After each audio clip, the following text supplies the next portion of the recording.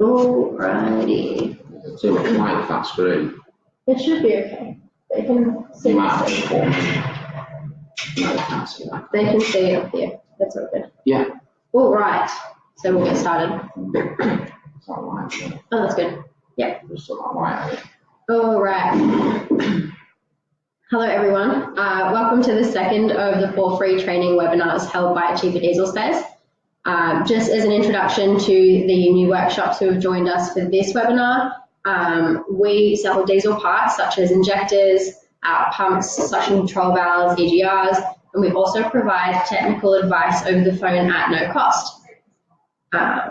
It's through providing this advice over the phone that we realized as a company that there's a lack of training available in the industry. Today we'll be focusing on injector coding. This webinar, similar to the previous one, will be interactive and you will be able to ask your questions through the chat, but you won't be able to have your audio or your video enabled.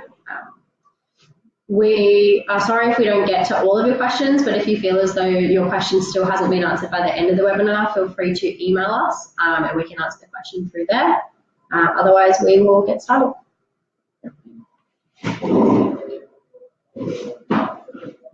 Good afternoon, guys. And today we're going to be having a look at injector coding. Every single day I get people ringing me up saying the injectors, we've sold them or other people have sold them, won't code in. So we're going to have a look at that today and a look at what the injector codings mean and how we can use them. So we'll start off by looking at the different injectors. Normally, all the injector codes are right on the top, somewhere you can see them. Yeah. Injector codes, what are they for? And why do we need to put them in? The old-fashioned injectors, like these, we just set a pressure, we're allowed a small tolerance, and that's what it was. That's the pressure it opened up, that's what they injected. On all the diesel vehicles, we've got a little bit of black smoke when we're accelerating, maybe, on revs, because these things weren't that finely tuned to the modern stuff. When we started making the new injectors, we suddenly found out we can't get every injector exactly the same all the time. So an easier way to do it is make all the injectors, we know they're going to be a fraction out, and then give them an injector code, so then we can put it into the ECU and it can bring them all to exactly the same by using the ECU. Yeah. If anybody has got, because normally I keep them in my iPhone or something, a set of 4 injector codes in the phone, and they just want to email them to us, we'll have a look at their injector codes as well while we're doing this today. Yeah. So, first thing is, these injector codes, what are they? They're just a series of numbers and letters. Basically, when the manufacturers are making these injectors, we're making the injectors, and then we'll give them a test. And what it does, it'll take fuel points all throughout the rev range at different fuel pressures, and then the code represents that injector. So if we don't put the codes in, one injector compared to another will inject a different amount. So that's lining everything up in the ECU, so everything runs good. So that's basically what they are. We don't really need to know much about anything about that. The main thing I get is they won't code in. So the first thing I say to everybody, if you've got, for instance, we'll use a Toyota injector. When you put your scan tool in it, you've got already the old codes. You've got the old injectors. You know which cylinder they came out of. So if you can't code the new ones in, try and swap the existing codes from one cylinder to another. Just take a picture of them, try and enter it in a different cylinder. If the code still doesn't go in, there's something wrong with your scan tool or something wrong with the vehicle. Flat battery. A lot of the European ones, if there's a fault code in the actual ECU, they won't let any new injectors being coded in. A lot of the more modern vehicles, if we don't code the injectors, the vehicle's not going to start. And these are really, really late vehicles. Probably they're all still under warranty. So in the next couple of years, you might start seeing this. Yeah. Oh, just gentlemen, just set codes in. Just put them onto your phone, and can you? We'll just write all the codes down. Let's have a look at these 4 codes. Right, when Katie's doing that, we'll just look at the various codes. Different lengths of codes. Really, the higher the Euro standard, they seem to have more numbers. But we found a few things out about these, and really, it doesn't matter. If you look at in your scan tool and it's got 8 codes in or 16 codes in, your injector you want to be fitting needs the same amount of digits. A good thing to do that I've only just started doing is I've been entering the codes in before I even fit the injectors. So even before I start stripping the engine, I'll put the new codes in. So if I get any problems, then I can address it before I've got these old injectors out and started doing the work. These were my main fault with me putting injector codes in, no glasses.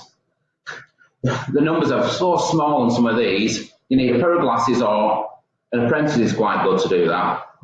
So make sure before you ring me up that all the numbers are correct on these.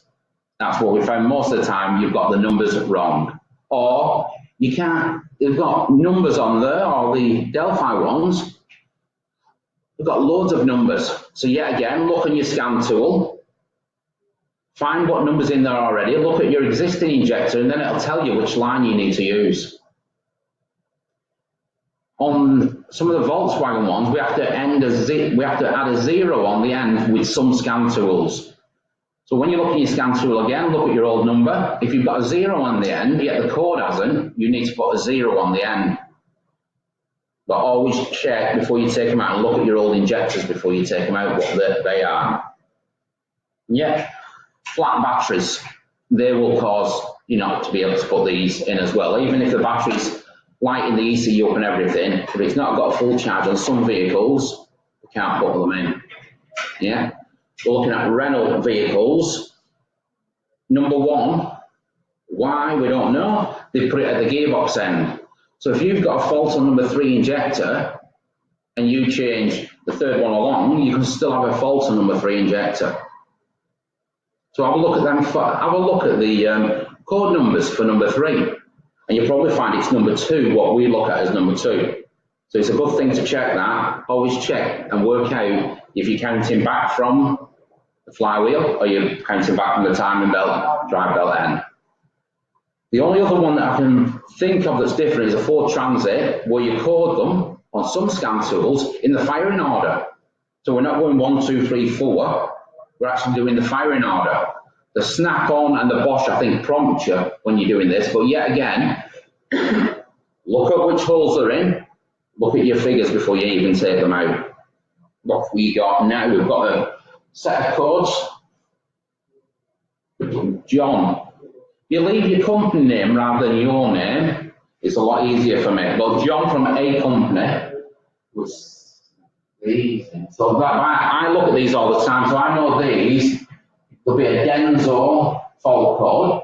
Something very funny's happened. These are meant to be injection code. Look what's happened here. It's the same one.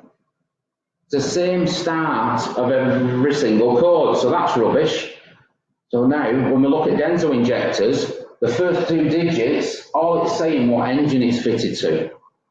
So that isn't part of the, although we have to put it in as the injector code, but that's good, because if we get a second-hand engine fitted or some engines running rough on it, so what has Denso in it?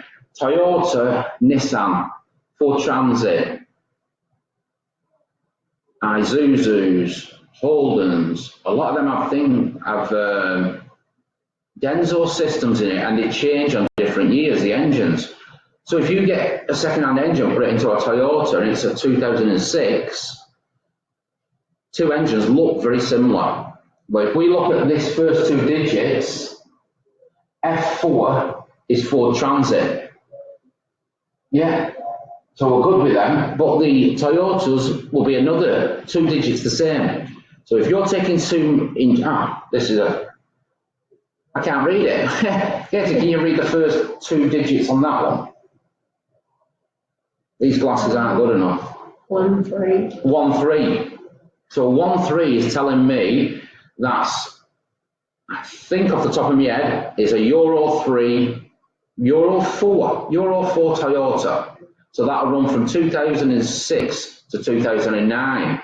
So if we bought an engine, went to fit it, we can't code these, and we've got a 1.1 there, or I think the other one maybe a 1.9, but anything than a 1.3, we know it's not the correct engine. So then we can say straight away, no, it's not correct. Don't waste my time fitting it. We need the right one, because we're not going to be able to code it when we've done all that work. Brilliant. So that's where we're up to. Now we'll have a look at what happens with these codes. So I think we're all good now. We know what to look for. The codes won't actually go in. Yeah. So we'll have a look what happens with the actual codes. You can wipe that off now, Katie, because we've looked at our fixed points. We've looked at the fixed points, yeah. So we'll put that one down. But when the injector's actually fitted to the engine and the engine starts running, on some of them now, it'll bring a fault code up straight away. And that's because we have to do a pilot learn or a learn for the ECU, which will more than likely be running the vehicle, revving it up and down, so the ECU can do further steps to set these injectors. You just imagine you've got a lot of things going into these now. So we know exactly what they are if they're new injectors. If they're reconditioned injectors, and there's no new stickers on them, they've sent them you back, that injector's very lucky if it's going to run. It might run right and sound right, but it won't be as good as the brand new ones. We don't sell any reconditioned injectors. The only time we sell reconditioned injectors when there's nothing left in the world and we have to go for reconditioned ones. And these codings are a lot to do with why we don't sell them, because we've had issues in the past with reconditioned ones not quite working how they should. And then if an engine goes wrong or something like that, I prefer just to sell the brand new ones, and then at least you know you're getting a brand new item and it should be good. So when the engine starts up, we've got all our codes in, everything's running right, we've done a pilot relearn if it's necessary. What we're going to look at, to put these up, we're going to look at injection corrections actually on our scan tool. So I suppose we've all done it on Toyotas, a lot of the Toyotas, a lot of the Nissans. When we go onto our scan tool, it'll tell us how much, because when this line is set, all our injectors should be perfectly in line. But I have never seen one that's perfectly in line. So we look at a scale and see how much the ECU has had to change each injector from what it thinks is perfect. So we'll just have a look what's happened on this one. So what it'll give us a scale. Where this line here is perfect, it's 0. So we can see already on this cylinder, we've had to change by 1. Yeah. On that one, we've had to change by 2. That one's 3 and this one's 1. The scale, this is very similar to a Toyota, so we'll say it's one of these. That's probably the one that everybody's looked at. So if this is a new set of injectors, we've got an issue because this scale on this particular one goes up to 5. So it'll be under 5 or up to 5 on this scale. So we've got a problem already with this one. New set of injectors has been fitted and we've got a 3. For some reason, we've had to increase it by 3 on number 3 cylinder. Yeah. And if you notice this, they're seeming to mirror each other a bit. Number 1's gone high, number 4's gone low. Number 3's gone high, number 2's gone low. When the pistons come up together, a lot of the time, they mirror each other. So although only one is a problem, it will show something on the other one. Very hard this when you get a V8 Land Cruiser, you've got a knock on it, you might find 2 cylinders are actually showing out, but there's only one faulty. The normal, what I'm doing on them ones, if I can't cut it off on my machine and listen to the knock or whatever I'm listening for, I'll put an injector on the side, and that just involves putting the wire onto the injector, so that cylinder then is not injecting any fuel. And then it'll allow you to start and run, because it'll energize this one, but it won't put any fuel through because you've not got this one connected. You've just got it sat there on the side of the engine. But then a lot of the times you can actually listen which one's doing it. So on a V8, you don't want to spend all that time stripping both banks down if it's just one on one side. Let's have a look at this again. I want everybody to think, and if anybody can think of anything, just type it in and let's go through them. Any reason, brand new injectors, the injector will take them back out, they're good. There's nothing wrong with the injectors, but we're getting this. We shouldn't be getting that, it should be a lot closer. So, any reasons why 3 on a Toyota should be out, and I've seen this quite a lot on the Toyotas. Dave. Yeah, a blowing washer. So let's think about this. It injects, it makes everything inject the same. If a washer's blowing on the bottom of the injector, the compression's leaking around there. Yeah. So even if the right amount of fuel goes in and doesn't get sprayed up here, it's not going to break it right. It's not going to work right. It's not going to fire right. So then the ECU will start pushing more fuel into it. Yeah, a good answer there. Intake partially blocked, brilliant. Because on the Toyota, when the EGR comes round, if everyone has a look at it, inlet manifold carrying all the EGR around, where's it going to fire it? Straight into number 3. It's causing an air restriction. It can't run right. It has to alter something. Yeah, that's a good one.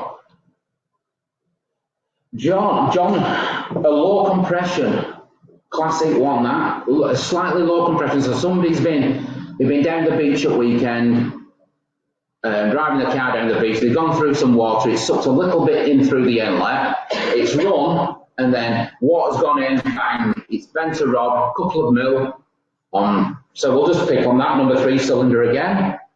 It's wherever the suction was when it was sucking in, that's what the cylinder it will go to. It's gone in there. The customer said, oh, it started running a bit rough. What are you going to do? You're going to see this, you're going to put a set of injectors in. You're going to start it up, it's going to be exactly the same.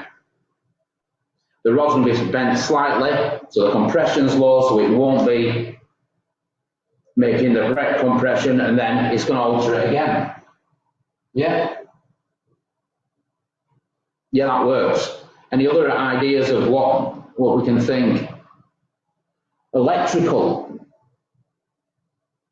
One occasion of this, and it was one of these injectors, we had corrosion on the injector inside and on the plug.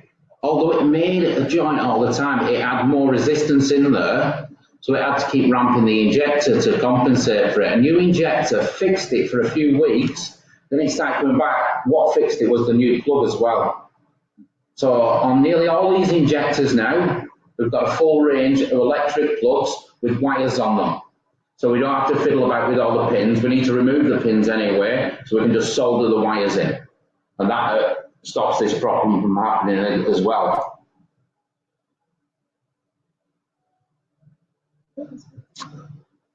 Tight valve. Darryl. Tight valve. How would a tight valve cause it? Exactly the same. Very interesting, that one.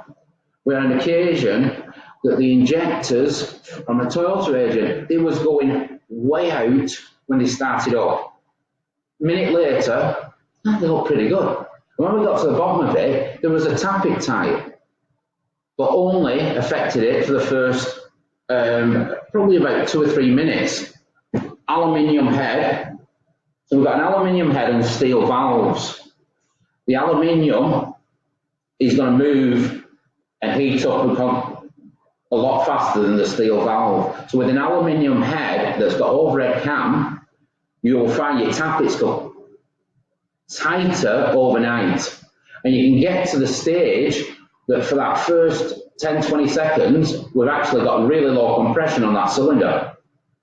As soon as it's a bit warm, it goes away because it's starting opening the valve more. Tight valve will do exactly the same.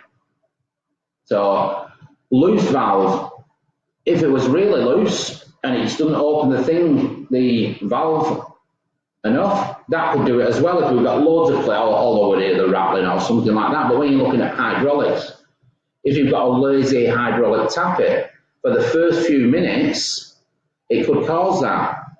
If we've got one that empties out and then you start it up, if it's an 8-cylinder or something, and that's on the last point of the oil getting around the vehicle, and then what happens if this one suddenly, because the hydraulic's not pumped up, goes to a 5, then goes to 5, ECU is putting a fault code in. Is he putting a fault code in for a tight tappet? No. He's going to put a fault code in for your brand new injector you've just fitted. And then you're back to the same scenario, looking at it.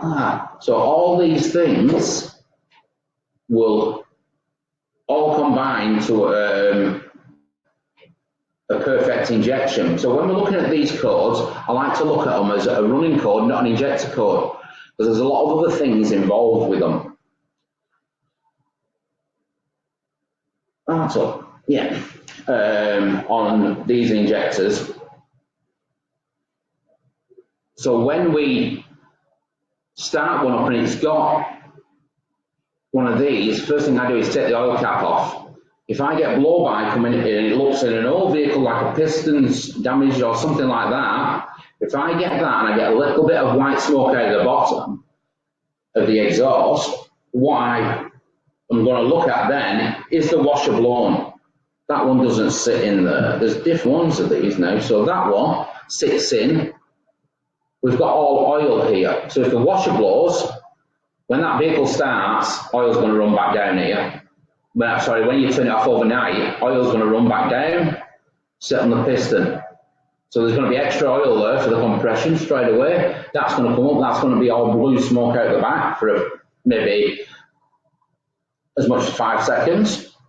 And we're going to get compression coming out of the oil cap.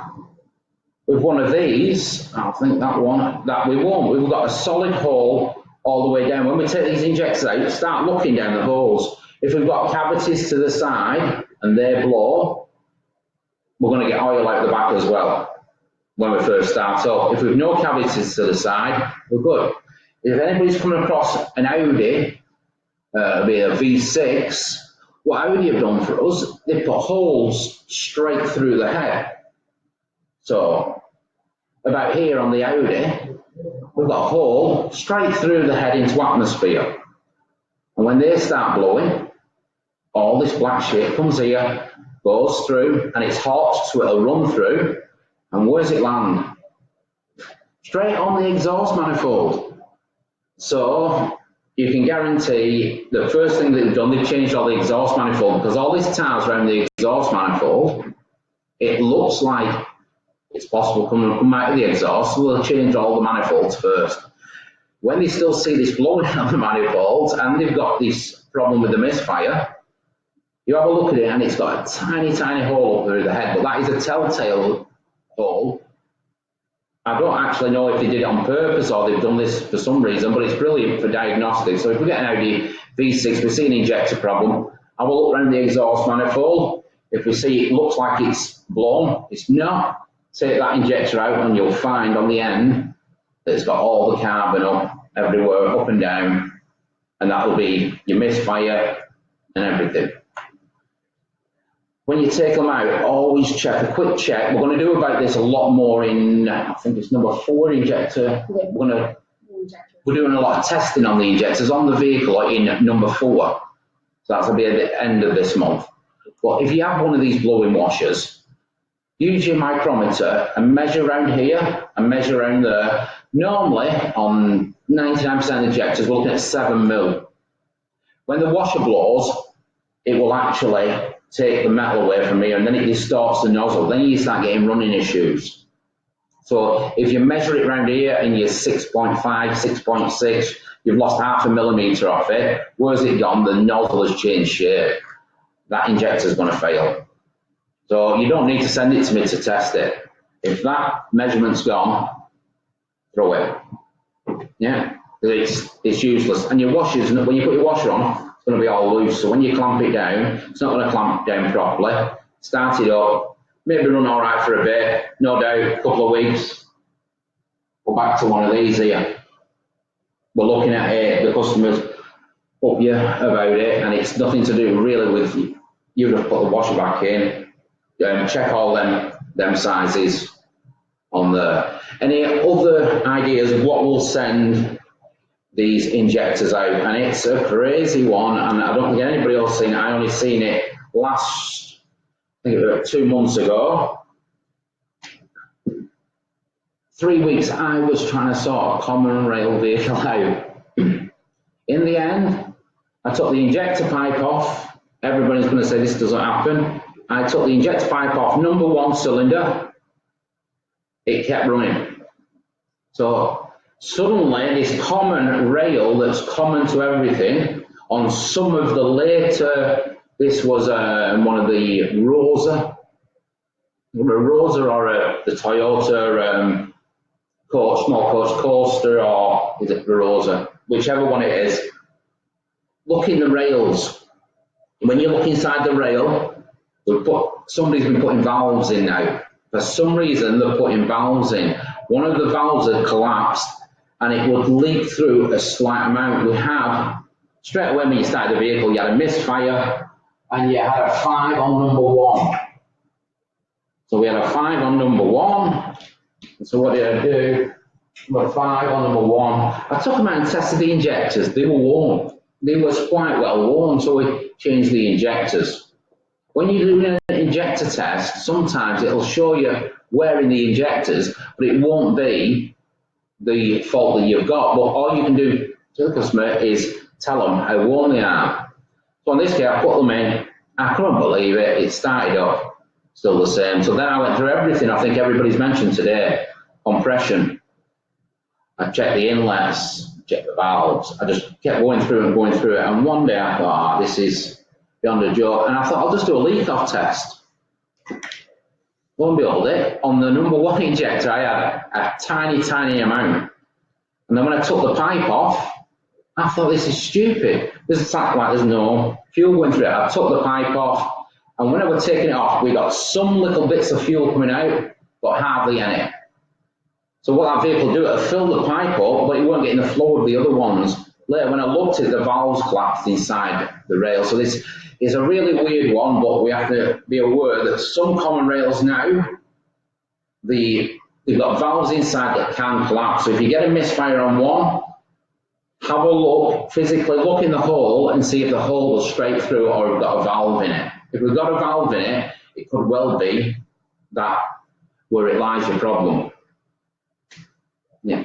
Anybody, any questions today? Because we have got time to do questions today on anything to do with coding or anything like this. Type of question now. Right, coding, a lot of engine failures. Yeah, I see it in Australia in general. We get a lot of engine failures. If these codes go out, it's lining everything back up. So it masks problems. Where in the old one, like this type of injectors, you've got a problem on a cylinder or an injector, and you could see a little bit of a misfire, you could feel it. On this system, we're masking everything by lining everything back up. So you are going to get more engine failures when you're masking problems. But the biggest problem I see is no emission testing. In Europe, in Spain, in the UK, all over Europe, every 12 months we have to have emissions tested. Do that, right?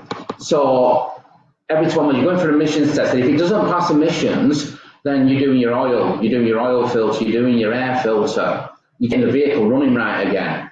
If that doesn't work, you're taking the injectors out, testing them. All these little things. So if you get an injector that's going wrong, they'll rectify it when you do your emission test. Unfortunately, in Australia, we don't have any of these. Well, definitely in Queensland, we don't have these emission tests every 12 months. And I have noticed a lot of engines, especially the later common rail one, holes through pistons, things like this, that they're not getting in Europe.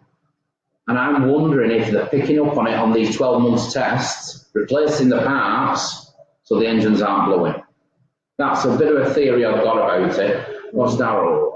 Darryl, it would be good to see it coded on a scan tool.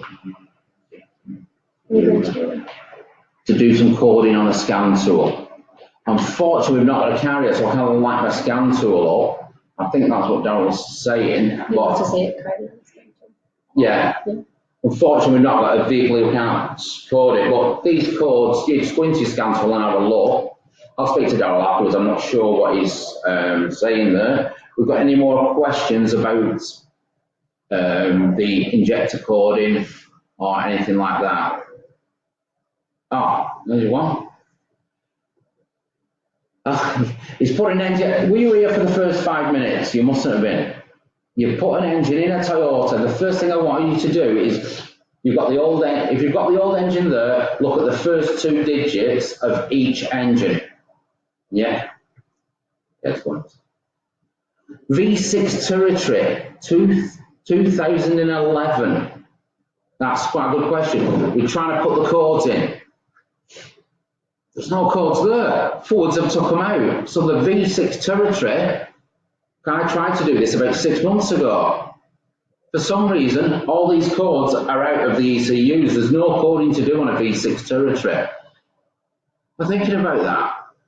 When you test one of these injectors, that's the same manufacturer. It's not the same injector as the Volkswagen one, but it's the same manufacturer.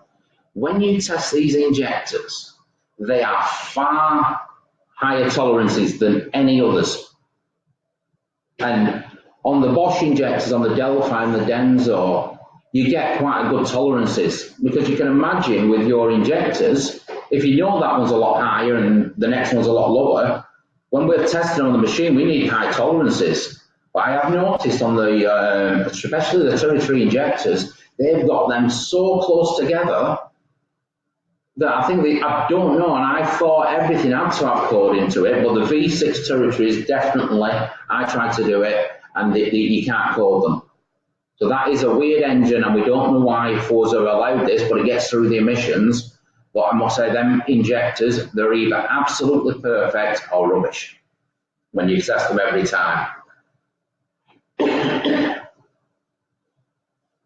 But, guys, that's a Volkswagen. Oh, I want to get myself shot. This is the injector you're talking about, man. I know exactly which one you're talking about. Yeah, there is a fault with them, and they have been superseded by a different number. Why Volkswagen haven't recalled them, I don't know, but that's something you speak to Volkswagen about. Yeah, I sell loads and loads of this particular item. Yeah, you need to code these ones. Yeah. Raymond, D40. Oh, you got a D40 and it's making fuel into the sump after you put my new injectors in. Raymond, just go to straight away on the D40 where you watch the leak off come round and come out the head. Can you go pull the rubber pipe up and put a vacuum gauge on your return? If you can do that now, if you can't, Raymond, I'll get back to you afterwards. I think what you've done, when we get these washers under the cylinder head, if they leak when you put them on, you can't see it. If it's external one, you can see any leaks from it.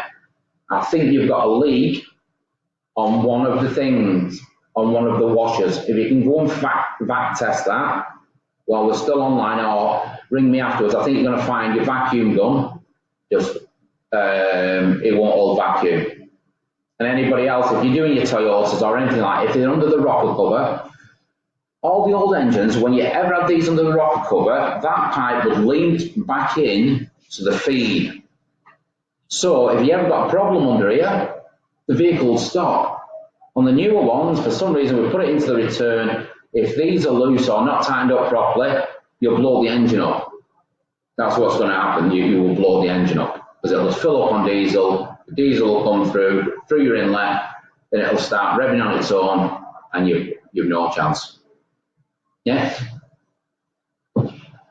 Land Rover V8. Somebody's got, a problem. I think I know what this is. A Land Rover V8, we need 2 different type of injectors in one engine. Will this upset the coding? Yeah, so the injectors are identical. You've got a different part number, and it's the angle. We've got a big V8 in a Land Rover, and we can't fit it all in there.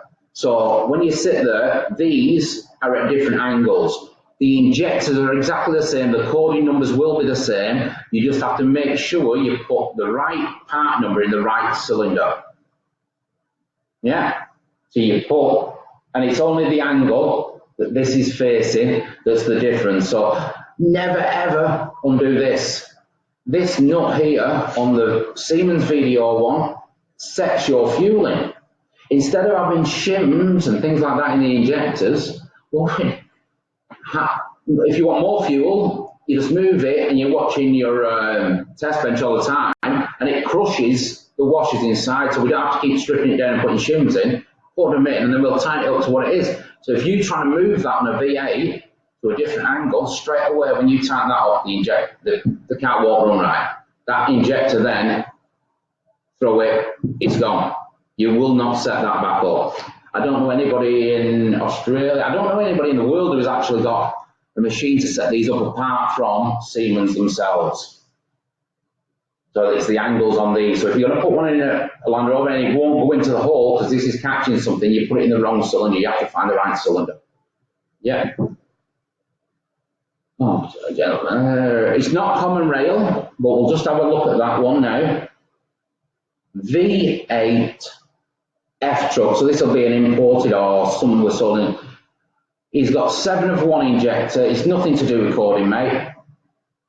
The reason being is that is the last point of all the oil. So your number 8 injector, and I think, well, don't be 100% with this, it's when you're looking at the engine from the front, it's the back left-hand side one. You put your rod injector in there because that's the last point that all the fuel and the oil, because them injectors work off oil pressure, gets to the injector. So they've calculated by putting a slightly larger injector in there, it makes the vehicle run a lot smoother.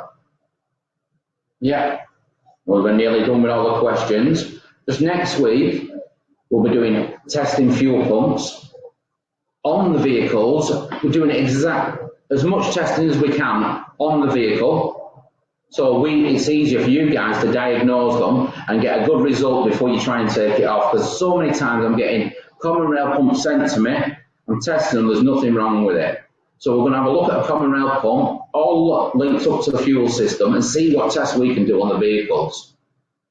Yeah. If there's any other questions before we go and get some lunch, well, we can take them now.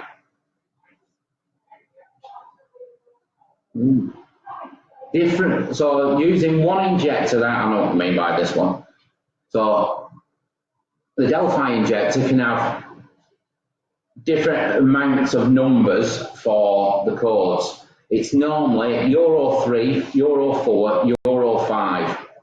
So if you get a code that's miles too long, if you can see it on that, you won't be able to see it, there's a part number on your injector as well. If your code's a lot too long, but I think that's what you're suggesting yours is, you've got the young Euro in it. They don't have, when we looked at the first 2 digits of the Denso, they don't have that on the Delphi. So look at the part number on it, and then that'll be a different part number. It'll mean it's an earlier injector that you're trying to fit in a later vehicle. No problem. Brilliant, guys. Thanks for your time. Hope you got something out of it yet again. And I'll see you next week where we'll be looking at fuel pumps. Thank you. Awesome. So as Gary said, next week we will be doing the topic of fuel pump testing. And then the following week, our final webinar will be on fuel injector removal and inspections. I would just like to thank everyone who joined us today for supporting us and allowing us to do this. If you guys do have any extra questions, I'll put our email into the chat now. And then, yeah, if it hasn't been answered today, you can email it through and we can have a chat with you through that. Otherwise, we will see you next week. Thank you.